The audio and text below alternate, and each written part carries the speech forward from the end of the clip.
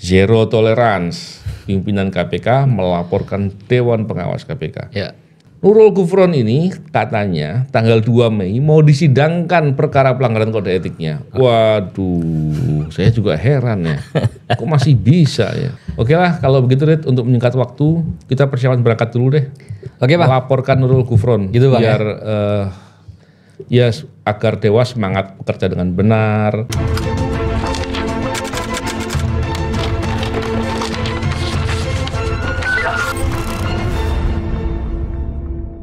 Bismillahirrahmanirrahim. Assalamualaikum warahmatullahi wabarakatuh. Salam integritas. Alhamdulillah kembali berbincang di podcast ini. Kali ini kembali kita berbincang soal KPK. Saya sampai menghela nafas panjang untuk ngomongin. Karena lagi-lagi pimpinannya dan problemnya ya saya mau bilang memalukan tapi agak sungkan gitu. Tapi oke lah, biar paham apa sih problematikanya. Kita bicarakan bersama dengan Sekjen Wadah Pegawai KPK yang sudah tidak di KPK. Namanya Farid Andika. Apa kabar Farid? Alhamdulillah Bang. Sebelumnya taqabbalallahu minna wa minkum Bang. Karim, sama-sama. Bicara soal KPK ini Rid. Hari ini bahkan kemarin ya. Ada banyak berita yang mengabarkan bahwa Nurul Gufron melaporkan Albertina Hu. Dewan Pengawas KPK ke Dewan Pengawas. Ya. Ini menarik ya. Kalau dilihat dari judulnya saja, sepertinya bagus. Berintegritas nih. Zero tolerance. Pimpinan KPK melaporkan Dewan Pengawas KPK. Ya. Tapi setelah diteliti substansinya, laporannya itu terkait dengan kegiatan Dewan Pengawas yang melakukan tugas pengawasan. Ya kebalik. Kalau Dewan Pengawasnya tidak melakukan tugas baru dilaporkan harusnya gitu ya. Betul Bang. Atau berbuat sewenang-wenang. Ya. Nanti kita akan bicara soal itu. Tapi ada lagi problemnya. Nurul Gufron ini katanya tanggal 2 Mei mau disidangkan perkara pelanggaran kode etiknya. Waduh, saya juga heran ya. Kok masih bisa ya. Terus dia juga sedang mengajukan ke PT UN melakukan sengketa gugatan ya di PT UN terkait dengan Dewan Pengawas yang diharapkan agar pelanggaran di KPK. Jadi kalau di KPK itu ada perbuatan pelanggaran itu 1 tahun sudah expired gitu. Kalau dari substansinya sih saya masih tidak mempersoalkan ya, oke lah. Tapi karena itu kepentingannya dia dan dia pimpinan KPK, wah saya memahaminya begini. Di KPK itu masalah integritas itu masalah utama. Hal yang paling mendasar dan dijunjung tinggi. Betul Bang. Integritas, rasa malu, ya kan. Terus kejujuran tentunya bagian dari integritas ya. Kalau kemudian berbuat salah ya. Tentunya kalau orang berintegritas dan punya rasa malu ya, karena tidak semua orang punya Dorit. Betul Bang. Ya kan? Mestinya mengundurkan diri gitu loh. Jangan mencari jalan upaya untuk kemudian pembenaran dan menghindar dari pertanggungjawaban atas kesalahan. Gimana Farid menilai beberapa hal yang saya sampaikan tadi dan bisa mengelaborasi menyampaikan gambaran-gambaran Rit? Ini 1 orang Bang ya? Oh banyak gitu. Nggak 1 orang tapi kasus 3 gitu loh. Mulai melaporkan Dewas, dia ke PT UN gitu, dan dia sendiri sedang bermasalah gitu. 1 orang 3 gitu. Mungkin karena habis lebaran kali Bang, maaf-maafan gitu. Jadi kayak SPBU kita mulai dari nol gitu. Begini Bang, kita coba bahas satu-satu Bang ya gitu. Yang pertama kan bahwa dia melaporkan Dewas gitu. Kita sebut saja Bu Albertina Hu gitu karena menjalankan tugasnya gitu. Ya, karena dianggap dia meminta data ke PPATK gitu kan. Ini kan sebenarnya buat saya Bang gitu. Mungkin setelah sekian lama diterpa kritik itu Dewas akhirnya baru bangun dan bekerja dengan sungguh-sungguh kira-kira gitu Bang. Ini kan Abang salah satu tukang gebuknya kira-kira gitu Bang ya. Belum tentu sungguh-sungguh, belum tentu. Tapi setidaknya diharapkan upaya itu kan ditunjukkan kan bahwa ini kali ini lebih serius nih gitu. Nah, mungkin selama ini kan masih bekerja secara biasa-biasa saja gitu. Ini udah mulai ada langkah yang konkret kira-kira. Lalu selama ini kurang lagi. Nah betul Bang gitu. Lalu ketika ada langkah konkret, lalu dilaporkan, buat saya ini aneh Bang ya. Harusnya buat saya support harusnya disupport Bang. Ini ketika semua kan gini, segala sesuatu yang suatu yang baru gitu, dan selama tidak melanggar hukum kita bicaranya Bang ya. Inovasi itu kan suatu yang baru dan sangat baik Bang. Gitu loh. Ini memang tidak serta-merta bisa disamakan dengan hukum gitu. Tapi artinya ketika dia berbicara progresif, mau berbuat sesuatu gitu. Sesuai dengan kewenangannya Dewas memang Bang. Dia kan mencari bukti Bang. Kalau disebut Dewas ini juga kan bagian dari KPK, tidak dapat dipisahkan loh Bang. Dewas ini adalah bagian dari KPK. Secara struktur dia pegawai KPK, digaji dari anggaran KPK. Jadi bukan orang lain, Dewas ini KPK. Gitu. Jadi dari situ saja sudah sebenarnya menunjukkan bahwa berhak memang gitu Dewas ini untuk meminta data PPATK gitu. Dan apalagi sama-sama kita tahu Bang gitu. PPATK juga kan tidak hanya menyerahkan pelaporan data keuangan transaksi ini kan bukan hanya ke penegak hukum gitu loh. Itu mungkin di berita sudah muncul bahwa Inspektur Jenderal, Inspektorat pun bisa mendapatkan fungsi pengawasan. Pengawasan betul Bang. Fungsi rekrutmen panitia seleksi juga betul bisa. Bang. Pansel ketika dia background check itu juga diperlukan gitu. Itu sebenarnya data intelijen kan itu. Data intelijen Bang. Jadi artinya itu hal yang biasa saja gitu. Istilahnya gini, kalau memang itu ada kesalahan, justru ini pimpinan harus support dong, karena kan yang sedang yang coba diungkap oleh Dewas ini kan adalah seorang jaksa Bang yang diduga memeras gitu. Ini kan lagi-lagi permasalahan ada dalam KPK harusnya gitu. Yang dilakukan KPK adalah mendukung itu, bongkar betul atau tidak. Tapi kan bukannya begini ya. Kalau ada jaksa KPK seandainya benar memeras nilainya 3 miliar, diungkapkan bikin malu KPK, Rit. Ya. Bagusnya ditutupi saja. Gimana, Rit? Nah, gini Bang. Ya sebaik-baiknya bangkai Bang ditutupin bau-bau juga Bang gitu. Nggak mungkin lah Bang. Dan ditutupi nggak akan menghasilkan apa-apa Bang. Dengan kondisi KPK saat ini, KPK harus bisa mengembalikan kepercayaan publik kan Bang. Kita berharap banyak Bang sama KPK gitu. Kita mengkritisi itu kan bukan dalam rangka mengkerdilkan KPK. Tapi berusaha untuk membangun dengan KPK. Ayolah gitu. Ketika ada pelanggaran, ada sesuatu yang salah, ayo kita perbaiki gitu. Jangan ditutupi gitu loh. Kasus-kasus yang kemarin kan banyak yang tanda kutip ya, dicoba ditutupi gitu. Cuma Abang berusaha menerobos itu semua sehingga terungkap gitu loh. Begitu juga dengan ini. Ya. Makanya nggak disukai ya sama Gufron. Harusnya berani diungkap. Gini Farid. Saya pikir Gufron ini konsisten. Iya Bang. Sesuai namanya, Gufron mengampuni. Maka dia mau ngampuni semua Farid. Jadi kalau ada pengusutan dia nggak suka, bisa jadi kayak gitu. Nggak bisa begitu loh Bang. Ini dia nggak boleh ya. Jangan lah Bang. Gitu. Saya kan berupaya membela nih, tapi salah lagi. Akhirnya kacau. Buat saya Bang gitu. Ini KPK dalam kita sama-sama tahu Bang, secara kepercayaan publik sangat jauh di bawah sekarang dibandingkan dahulu Bang Harusnya pimpinan ini berani membuka itu Bang gitu. Jangan atau mungkin Bang. Begini, jangan-jangan Nurul Gufron ini sebagai pimpinan KPK sedang melakukan penyelidikan untuk mengungkap kasusnya atau dugaan adanya korupsi terkait yang dilakukan oleh jaksa KPK. Itu silakan, bagus Bang kalau itu Bang. Kita dukung. Jadi dia nggak suka ada pemeriksaan Dewas gitu barangkali. Kan kemarin di beberapa kasus yang lalu sudah dipisahkan tuh Bang. Bahwa Dewas dua-duanya jalan bisa. Betul. Dewas ini tidak bisa mengeksekusi sampai dengan pemberhentian katakanlah, pegawai nggak bisa. Itu berada di level di internal KPK. Dalam artian bukan ranahnya Dewas, tapi administratif itu ada di Inspektorat Bang ya. Sehingga putusan pimpinan. Artinya kan dua ini bisa berjalan dengan baik. Keputusan yang kemarin katakanlah beberapa waltah yang akhirnya dipecat oleh KPK pun kan begitu Bang. Terbukti di Dewas, lalu eksekusinya berada di mana di KPK di sekjenan untuk mengeksekusi surat keputusan Bang ya kan di sekjen itu, dan yang lain-lain begitu juga. Tapi kan Dewas cuma bilang untuk minta maaf doang, nggak mendorong untuk dilakukan proses lebih dalam. Proses itu kan terpisah itu. Iya Bang, artinya nggak ada masalah dong Bang. Penyelidikan jalan terus gitu. Yang di luar yang menerima suap di tahanan juga kan itu yang di bawah. Yang lainnya kan juga sedang dilakukan penyidikan oleh KPK juga kan Bang. Yang kita bahas apakah KPK berwenang atau tidak. Itu kan juga dilakukan. Artinya dua-dua ini kan nggak ada masalah. Gini Rit. Hari ini aku mau belain Nurul Gufron. Saya mau belain dulu. Kalau nggak mampu saya belain, saya akan laporkan dia ini.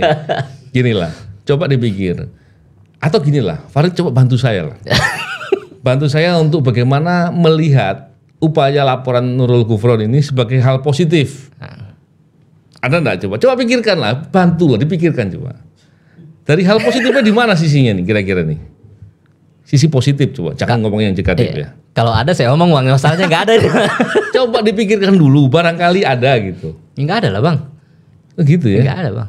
Ini kita mengungkap suatu, kita kan melakukan pengungkapan Bang, dugaan. Ini kan jangan sampai jangan sampai cuma sekedar isu-isu belaka gitu. Dibuka semua nih. Bener nggak sih jaksa itu menerima uang kan gitu Bang? Betul. Kita mencoba mengungkap ya, kalau enggak kan juga akan dibuktikan tidak bersalah kan gitu. Toh beberapa juga yang terseret di kasus Dewas juga tidak semuanya bersalah loh Bang. Ada juga kan yang tidak bersalah atau ternyata. Contohnya si siapa? Jonas Tanak ya. Karena alat buktinya sudah dihapus jadi nggak bersalah gitu. Ya kan gitu Bang. Jadi kan ada beberapa juga gitu. Kalaupun ada kan nanti tidak semuanya juga sesuai dengan isu yang beredar. Buat saya sangat baik gitu. Jadi kita ungkap semua ke publik, kita buka ke ruang terang benar atau tidak gitu. Jangan sampai gini Bang. Tadi lembaga KPK menjadi jelek, busuk itu hanya karena gitu isu-isu belaka saja. Ini juga sebagai edukasi juga Bang kepada masyarakat. Seandainya kalau ada pegawai KPK atau yang mengaku KPK memeras, meminta uang, gitu Bang. Itu jangan terus diiyakan gitu. Jangan dibiarkan Bang gitu. Ini justru masyarakat nanti akhirnya menjadi bagian yang menghancurkan KPK juga Bang. Betul, menarik sekali. Saya malah berpikir gini, upaya laporan Nurul Gufron terkait dengan masalah pemeriksaan terhadap jaksa KPK ini sudahlah diskriminatif, terus bermasalah. Dan banyak lagi lah, dan bisa jadi konflik of interest karena dia juga sedang diperiksa oleh Dewan Pengawas. Di sisi lain kita perlu ingat Nurul Gufron kan pimpinan KPK, artinya keputusan pimpinan KPK itu dia menjadi bagian dari pengambil keputusan. Betul Bang. Kasusnya Rutan lewat setahun nggak itu? Lewat setahun Bang. Lewat setahun. Dia putus dipecat kan? Iya. Gimana bisa dia kemudian memutuskan di satu sisi dia memutus orang sampai dipecat 1 tahun lewat dan kemudian untuk urusannya dia ngajukan gugatan di PT UN. Nah ini kesalahan Abang nih Bang. Gimana? Abang nggak konsisten. Tadi bilang Abang mau dukung Gufron. Nggak mampu lagi Rit. Udah nyerah saya. Ini kan apa ya, bermasalah sekali gitu.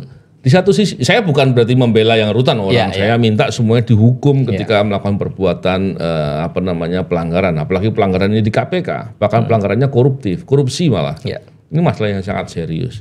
Tapi juga tidak boleh juga kalau Nurul Gufron kemudian ada upaya untuk menghindar, ini kan nggak benar juga. Nah, tanda tanya buat saya, tanda tanya besar adalah gini Bang.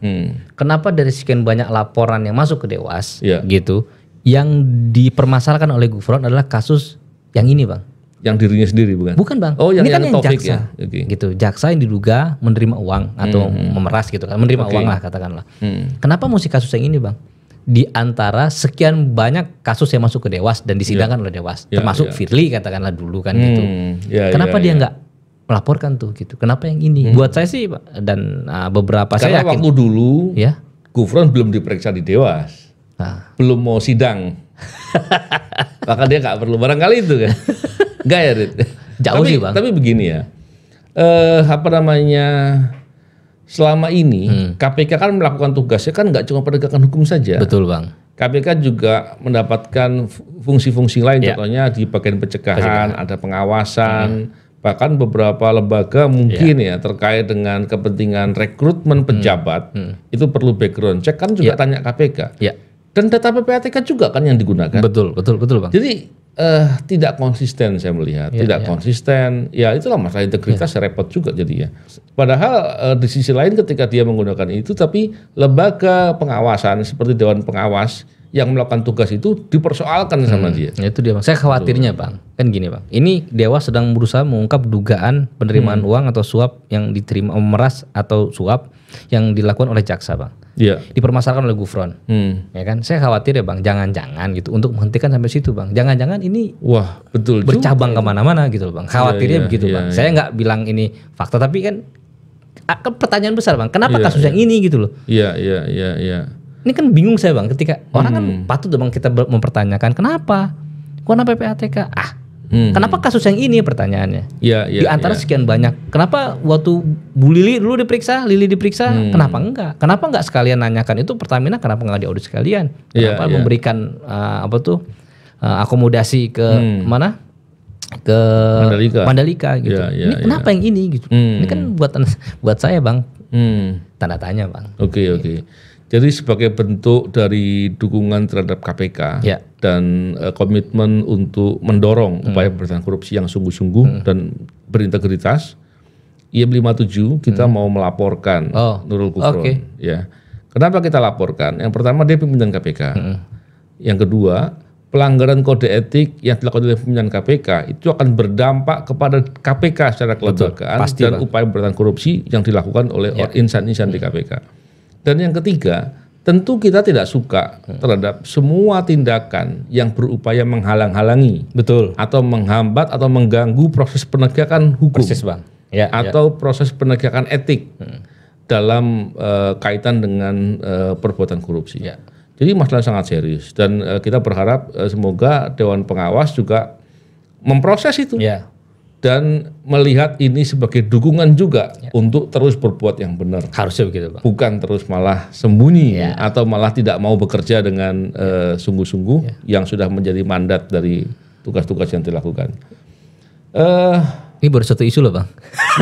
Saya mau ngomongin yang lain cuman saya kasihan. Saya kasihan. Tapi saya boleh tanya Bang, ini kan tadi Abang bilang bahwa Gufron sekitar minggu depan katakanlah akan diperiksa atas kasusnya dia Bang. Dia sedang berkasus Bang. Tentang? Farid lupa ya.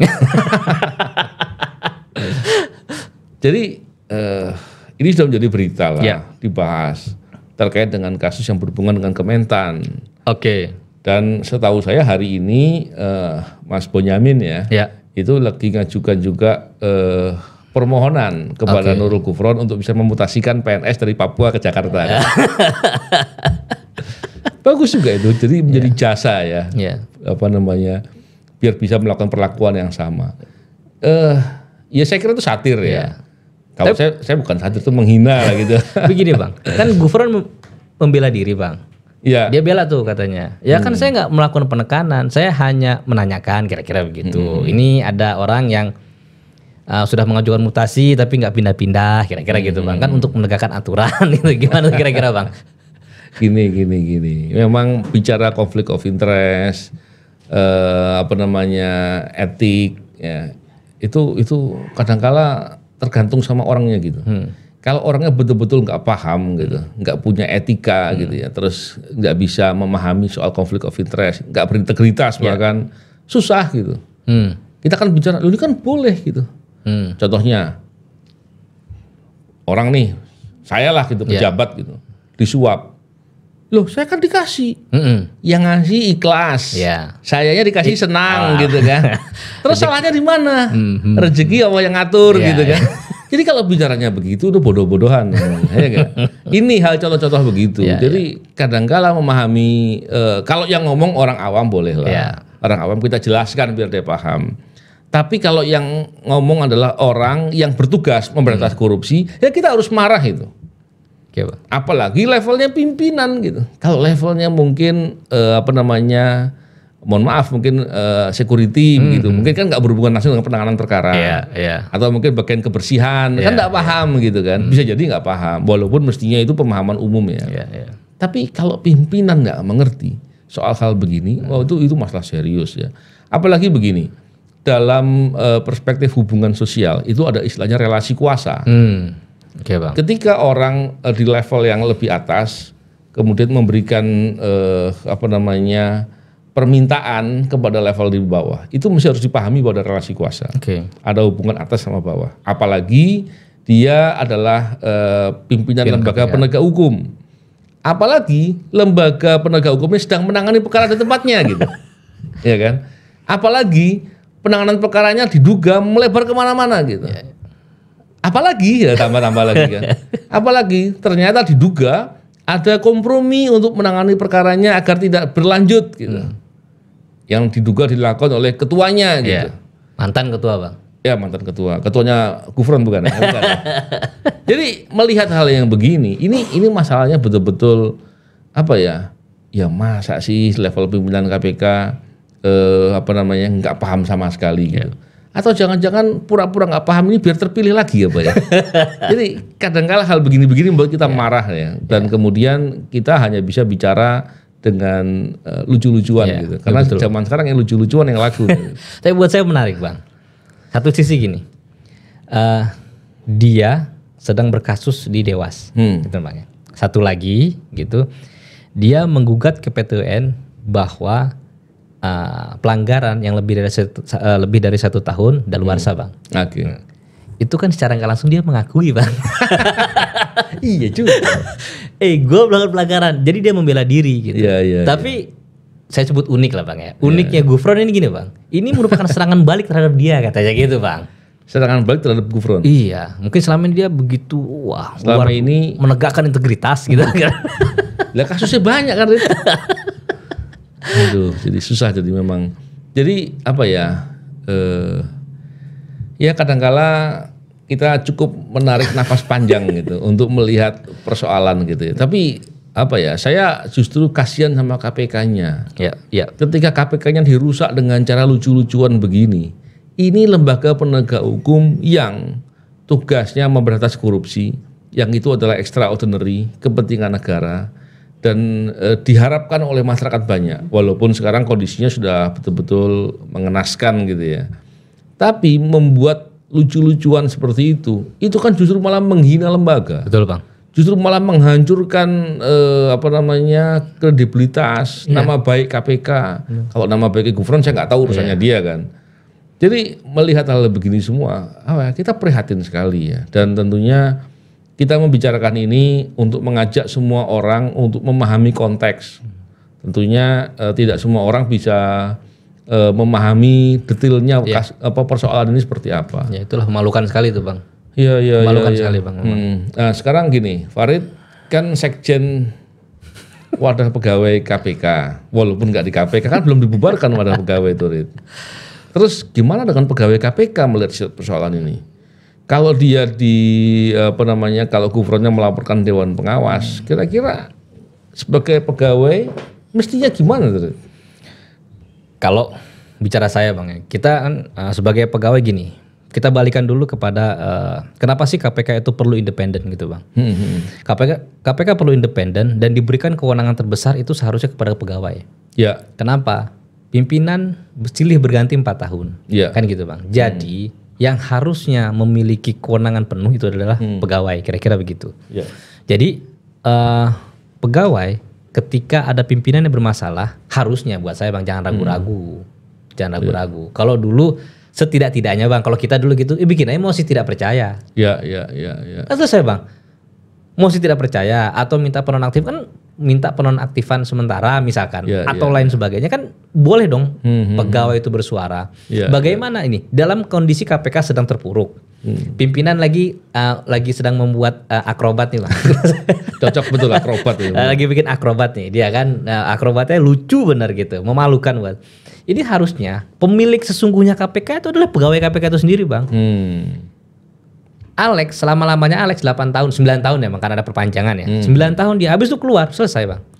Cuma sudah berapa banyak pegawai KPK yang sudah mengabdi di sana, bekerja di sana udah belasan tahun Bang. Sejak 2004, 2005 gitu. Ya, bahkan Alex jadi pegawai KPK nggak lulus ya? Nggak lulus Bang, dia pernah ikut tes, nggak lulus dia gitu. Jadi artinya inilah pemilik sungguhnya dan sudah saatnya gitu loh untuk membangkitkan organisasi ini, membangkitkan lagi KPK. Nggak bisa lagi berharap pada pimpinan. Kita sebut saja pimpinan ya. Udah 2 nih Bang, Firly bermasalah, Lili bermasalah, Gufron bermasalah, Tanak pernah bermasalah, Alex pun bermasalah. Jadi buat saya, masa masih mau menyandarkan harapan kepada pimpinan ini? Rasanya nggak mungkin. Harusnya pegawai KPK ini bergerak. Gitu, memastikan simpul-simpul itu kayak kita kuatkan lagi. Ayo kalau perlu diskusi nggak ada masalah toh gitu. Kita selalu terbuka gitu. Kritik-kritik ini kan kritik membangun untuk KPK. Kalau sama kita masih malu-malu, masih sungkan, masih banyak NGO yang lain. Ke ICW masih oke. Atau ahli-ahli yang selama ini concern terhadap pemberantasan korupsi. Saya yakin masih banyak kok yang seandainya kalau para pegawai ini mau bergerak, mau sadar ini bukan hanya kepentingan si Gufron saja yang sedang membela dirinya gitu. Ketika diri dia bermasalah sehingga gugat kemana-mana ngelantur seperti itu. Tapi ini kepentingan pegawai KPK sendiri, kepentingan anak cucu kita kepentingan masyarakat, kepentingan bangsa dan negara KPK ini gitu. Ya, itu harus disadarkan gitu. Ini bukan hanya sekedar yuk kerja tanggal 1 terima gaji, terima tukin, terima tusus, enggak itu. Bukan itu gitu. Ini kepentingan yang jauh lebih besar. Kita dibayar, mereka dibayar oleh negara. Hasil dari rakyat apa? Untuk kepentingan rakyat, kepentingan negara. Itu harus mereka sadari gitu. Betul. Kalau diam saja, terus kemudian tidak mau berperan aktif, tidak mau proaktif atau kritis atau peduli, betul bahkan, Bang. Saya khawatir kemudian KPK digabung dengan ombudsman. Gitu. Ya, isu itu sedang beredar kencang sekarang, Bang. Iya. Atau jangan-jangan mereka setuju, kan? Saya khawatir sekali ya, karena KPK ini sebagai lembaga yang punya pengalaman dan lembaga yang dengan segala kekurangannya cukup ideal dalam memberantas korupsi. Betul, Bang. Ini sangat disayangkan sekali apabila nanti kemudian ada upaya untuk membubarkan KPK. Betul, saya Bang. sangat khawatir itu. Betul, Bang. Dan tentunya saya tidak dalam konteks mendukung untuk terjadinya hal itu. Betul, Bang.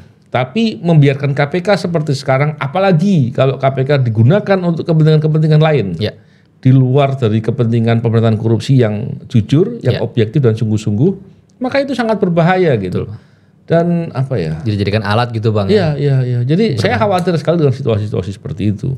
Bahkan pembahasan katanya nih, tentunya perlu dikonfirmasi lagi dengan lebih jelas. Pembahasan untuk menggabungkan KPK dengan ombudsman itu katanya sudah dilakukan. Tapi kalau Farid gimana memandang hal itu? Kalau saya jelas, ini jangan sampai digabung, Bang. Ini musibah besar, Bang, buat saya. Kalau sampai misalkan, karena gini, dengan segala kondisi saat ini KPK, Bang, dengan undang-undang barunya gitu, dengan disebut independen, tapi kita mau bicara independen bagaimana gitu, tapi untuk membangun sebuah institusi atau lembaga anti korupsi itu nggak mudah, Bang. Betul. Perjuangan yang panjang. Ingat 2003 kalau undang-undang KPK itu disahkan, itu merupakan hasil jeripayah reformasi di 98. Jadi 98 menuju 2003 pun aja perlu 5 tahun, Bang. Dan perlu ada proses di 98 yang begitu ya tidak mengenang sejarah kelam lah untuk Indonesia gitu. Jadi kita untuk menumbangkan sebuah rezim gitu, baru muncul KPK. Saya nggak kebayang kalau sampai ini dilebur lagi gitu. Ya, untuk munculkan lagi butuh momentum apa gitu. Betul, Bang. Itu buat saya terlalu berat gitu. Ini kita buktikan nanti, Bang, apakah pemerintah ini serius atau tidak dalam waktu dekat, Bang. Karena akhir tahun ini pimpinan KPK kan selesai. Sebelum itu ada pembentukan pansel sebelum panitia seleksi. Ini kita lihat, Bang. Dan tentunya kita begini ya, melihat pemberantasan korupsi itu bukan isu pemberantasan korupsi sebagai hal yang berdiri sendiri. Pemberantasan korupsi pasti berhubungan dengan masalah ekonomi. Pasti, Bang. Pasti berhubungan dengan bagaimana negara bisa mencapai tujuan negara. Pasti berhubungan dengan masalah hak asasi manusia, berhubungan dengan masalah lingkungan, dan banyak lagi isu-isu yang lain. Dan itu semua isu-isu penting, mendasar dan sangat berdampak kepada kepentingan masyarakat. Betul, Bang. Apalagi kalau kita bicara terkait dengan indeks persepsi korupsi, pasti berhubungan dengan investasi. Dan itu berhubungan dengan banyak hal, termasuk ekonomi yang saya katakan tadi. Saya mesti ngomong apa lagi tuh dengan situasi itu. Jadi kalau terus kemudian tidak menjadikan isu korupsi, isu pemberantasan korupsi sebagai isu strategis yang harus dilakukan perbaikan, yang untuk memastikan betul-betul dilaksanakan dengan benar-benar sesuai dengan tujuan kepentingan negara, maka kita sudah tidak ada kesungguhan lah dalam rangka membantu kepentingan masyarakat. Untuk kepentingan masyarakat, kepentingan rakyat, betul, Bang. Jadi cuma sekedar berjalan autopilot saja negara ini gitu. Karena tadi Abang bilang bahwa korupsi ini menyimpulkan seluruh bidang, Bang, gitu. Semua bidang ini kita pernah menangani kasus banyak kan, Bang, gitu. Di sumber daya alam ada kan gitu, Bang. Di bahkan sampai level-level masalah tadi mutasi dan promosi pun itu dipakai juga. Artinya semua sisi rasanya sudah diisi korupsi gitu. Masa kita mau begini-begini saja gitu. Lagi-lagi kepentingannya bukan kepentingan Abang, bukan kepentingan saya, bukan, ini kepentingan negara ini dan masa depan negara ini. Kalau negara ini sudah habis dengan korupsi, rasa-rasanya kita perpecahan bukan suatu hal yang mustahil rasanya gitu, Bang. Kan chaos aja gitu, karena akhirnya rakyat tidak lagi percaya terhadap pemerintah gitu. Ini kan jangan sampai ini terjadi gitu. Untuk menunjukkan tadi kepercayaan rakyat terhadap pemerintah harus tadi, Bang, serius sungguh-sungguh memberantas korupsi gitu. Walaupun ketika bicara isu korupsi, beberapa pejabat selalu berdalih seolah-olah pencegahan saja cukup. Padahal saya kemarin waktu bicara sama Aulia di sini ya, dijelaskan di antaranya pencegahan itu ya bagian di antara pencegahan itu ada penindakan yang dilakukan dengan jujur dan konsisten. Betul, Bang. Dan terlepas dari itu semua, penindakan itu pencegahan loh, Bang. Ya. Ketika dilakukan tindakan di OTT misalnya, yang tadinya akan dilakukan sebuah kejahatan kan nggak jadi, gitu loh. Betul. Itu nggak jadi sebenarnya pencegahan juga. Pencegahan gitu. yang real langsung, Bang, betul. Dampaknya juga langsung. Betul. Saya juga pernah sampaikan waktu itu di sini, Bang. Pencegahan itu lebih baik, iya kalau kondisinya sehat, kan gitu, Bang. Kita bicara mencegah lebih baik daripada mengobati, ya kalau kondisinya sehat, Bang. Kalau kita lagi dirawat di rumah sakit, gitu, lagi kondisi kritis, ya nggak mungkin kita bicara, cegah aja, gimana cegah, lawang udah mau ambruk. Iya. Oke lah, kalau begitu Rit, untuk menyingkat waktu, kita persiapan berangkat dulu deh. Oke, Bang. Melaporkan Nurul Gufron, gitu, Bang, biar agar Dewas semangat bekerja dengan benar, agar orang paham bahwa integritas itu seperti apa, tidak kemudian diwarnai oleh pendapat Nurul Gufron yang menurut saya bermasalah. Tapi saya punya satu pertanyaan terakhir, Bang. Oke. Kira-kira menurut Abang nih, Bang. Ini kan tadi kita bicara pansel kan, mau ada pansel nih harusnya, Bang, ya. Iya. Nah, Gufron kan sudah pernah menggugat tuh, Bang, masalah umur. Dia kan belum cukup umur kan itu, ya kan. Lalu dia sehingga bisa mendaftar karena pernah menjadi pimpinan KPK. Kira-kira dia bakalan jadi pimpinan lagi nggak, Bang? Pertanyaannya sulit sekali itu. Saya khawatir ya upaya dia untuk melakukan hal-hal ini semua tadi itu dalam rangka agar terpilih lagi jadi pimpinan KPK. Tapi dalam logika saya nggak masuk akal gitu, Bang. Tapi barangkali logikanya dia seperti itu susah juga menjelaskannya. Oke, terima kasih. Terima kasih, Bang. Semoga KPK menjadi lebih baik. Insyaallah.